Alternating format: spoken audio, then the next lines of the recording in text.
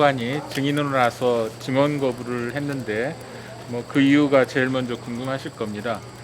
네, 법정 진행 상황에서 이미 충분히 아시겠지만 조 전 장관은 자신이 기소된 사실에 관한 증언, 그리고 자신의 가족들에 관한 행위에 관한 것들의 증언을 요구받았습니다. 자신의 기소된 사실과 가족들의 사실에 대해서 당연히 법적으로 형사소송법에 증언 거부할 수 있는 규정이 되어 있고, 그리고 실제로 법정에서 그와 같이 가족 간의 행위에 대해서 일일이 진술을 한다는 것 자체가 증언하기에 아주 부적절하다라는 게 저희 변호인들의 판단이었고요. 또 내용에 있어서도 검찰이 여러 가지 증거를 제시하면서 묻지만 질문 내용이 그동안에 계속됐던 검찰의 의견이었었습니다. 증거에 대한 해석과 검찰의 의견이었고, 이 부분은 변호인을 통해서 그 증거들에 대한 해석과 저희들 의견으로 충분히 공방이 이루어질 수 있다라고 저희들은 판단했습니다. 그래서 오늘 증언을 거부하게 됐고, 증언 거부는 당연한 권리이기도 하지만 바로 이 조 전 장관 같은 이런 사건이 바로 그런 그 증언 거부권 행사의 취지에 가장 맞는 그런 사건의 유형이 아닌가라는 생각이 듭니다. 그 다음 질문들은 당연히 그러면 조 전 장관이 자신의 재판에서는 사실대로 다 진술할 거냐, 이제 이런 질문이 예상되는데, 법정에서 얘기한 바와 같이 자신의 재판에서 방어권 행사 차원에서 밝힐 건 밝히고, 충분히 그건 당연히 방어권 행사의 차원에서 모든 것들이 이루어질 거라는 말씀을 드리겠습니다. 또 이제 재판 진행 절차와 관련해서 여러 가지 논란이 있었는데, 핵심적인 그 쟁점들은 오후 재판이 시작되면서 제가 정리했던 세 가지였었습니다. 첫 번째는 조 전 장관이 증언을 거부하면서 증언 거부의 취지를 소명하도록 형사소송법 규정에 있어서 그걸 준비해서 가져왔는데, 재판부가 불필요하거나 부적절한 발언을 하지 않도록 주의 주는 것까지는 상관이 없는데, 사전에 그 사유서를 제출하도록 하고 사전 검열하는 그것은 이례적일 뿐만 아니라 적절치 않은 것 같다라는 첫 번째 문제 제기였습니다. 아마 이 부분에 대해서는 재판부도 수긍을 했던 것 같고요.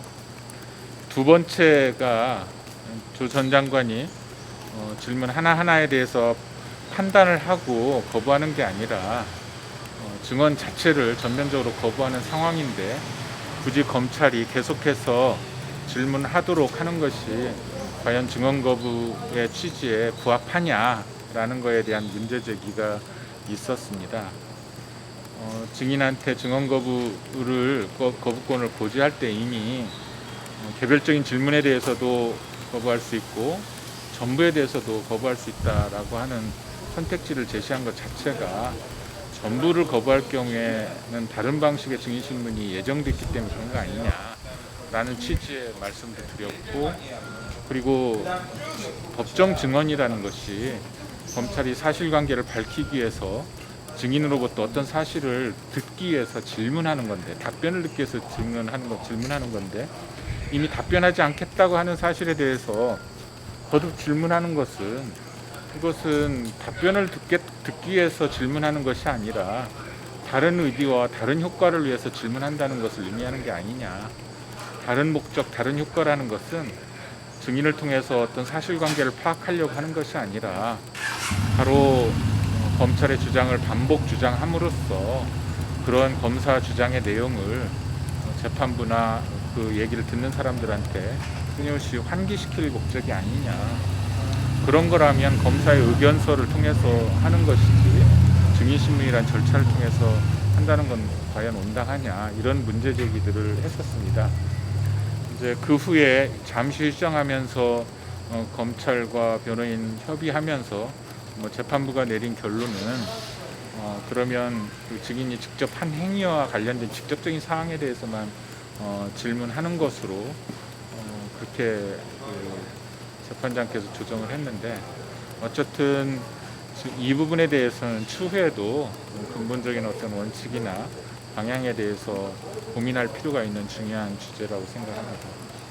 세 번째는 유도신문 문제를 계속해서 제기를 했었습니다. 직접적으로 어떤 한 행위를 묻는 게 아니라 피고인이나 타인의 어떤 서신, 대화, 문자 이런 것들을 제시하면서 피고인과 무관한 자료를 제시하면서 어떤 답변을 요구하는 것은 유도신문이고, 유도신문은 형사소송 규칙에 예의적으로 허용되는 경우에 한해서 허용이 되는데, 증언 거부를 한다라든가 증인이 유도신문에 넘어갈 가능성이 별로 없어 보인다라는 취지는 유도신문이 허용되는 예외 사유가 아니다, 이런 취지의 문제 제기가 있었고요. 어찌되었든 이런 부분들이 향후 재판 진행 과정에서도 계속 반복되는 문제가 아니길 바라면서 저희가 문제 제기를 했었습니다.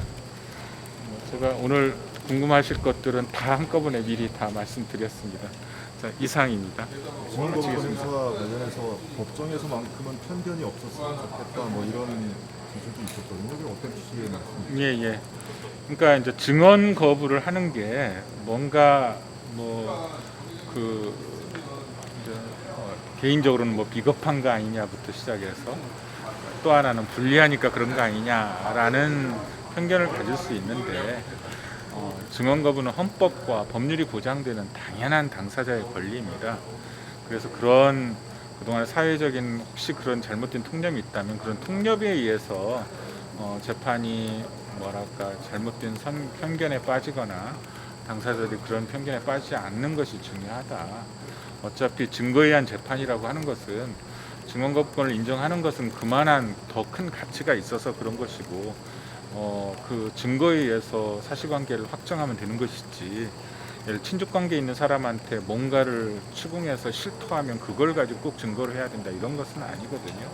이미 오늘 증인신문에 있어서도 검찰은 증거들을 확보해서 증거에 대해서 해석을 하는 것이고, 그리고 증인한테도 그 증거를 제시하면서 그 검찰의 해석론을 가지고 이렇게 질문하는 건데, 그건 검찰의 의견서로도 충분히 가능하고, 또 변호인은 또 그 증거에 대한 증거가 적법했는지와 증거의 해석이 그렇게 하는 게 맞는지에 관해서 계속해서 다른 의견을 제시하고 있으니까 그걸 종합해서 판단하면 되는 것이지, 그것을 바로 피고인의 지위에 중첩적으로 있거나 또는 현재 재판을 받고 있는 피고인과 가족관계에 있는 그 조국 전 장관에게, 조국 전 장관이 피고인의 지위에도 있고 또는 이 정경심 교수의 가족으로서의 지위에도 있는, 이중적으로 증언 거부권을 행사할 수 있는 지위에 있는 사람에게 그렇게 증언을 거부한다는 것 자체가 마치 부당한 심증 형성에 영향을 주는 요인으로 작용해서는 안 된다. 이것이 형사소송의 대원칙이다. 이런 취지의 말씀을 드렸던 겁니다. 이상입니다. 재판에서도 기본적으로 증언 거부하는 입장 가지고 계시는 거예요? 조 전 장관 본인이? 아니요. 그러니까 거기는 피고인이잖아요. 증인이 아니라. 피고인은 자기 방어권을 행사를 할 수 있죠. 그러니까 자기 방어권 행사의 일환으로서 진실 규명하는데 필요하면 하는 것이고, 그렇습니다. 검찰에서는 이제 법정에서 진실을 밝히겠다고 하셨는데 왜 증언 거부하냐, 이런 프레임인 것 같은데. 그러니까 진실을 밝히는 모든 행위가 이 재판에서의 그 피고인과 변호인의 행위입니다. 그리고 그때 법정은 자신이 그 피고인으로서 조사를 받는 사건과 관련해서 나의 법정에서, 내가 재판을 받는 법정에서 진실을 밝히겠다는 거고, 그럼 방어권 행사의 방법으로서 아닌 건 아니라고 얘기할 것이고, 그리고 여러 가지 증거를 제시할 것이고, 그건 당연한 겁니다. 예. 이상입니다. 조 전 장관님이 오늘 관련된 혐의에 대해서 질문을 받았다고 생각을 하십니까? 그건 저희도 좀 모호한데, 아마 우리 무슨 관련이 있느냐고 물어보면 아주 간접적으로 관련이 있다는 얘기를 계속해서 했었습니다. 뭔가 관련이 있으니까 질문했겠죠. 그런 겁니다. 예. 부부간의 관계가 모를 리가 있느냐 하면서 이 사건과 상관없는 다른 사실에 대해서 막 상이한 것을 제시하면서 부부가 이렇게 밀접한데 모를 리가 있느냐, 이런 식의 간접적인 사실들도 많이 있었습니다. 변호사님 보내드립시다. 예, 고맙습니다.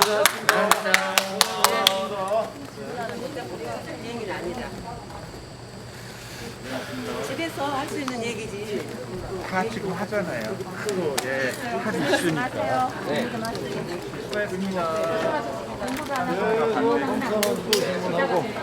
조국 장관님은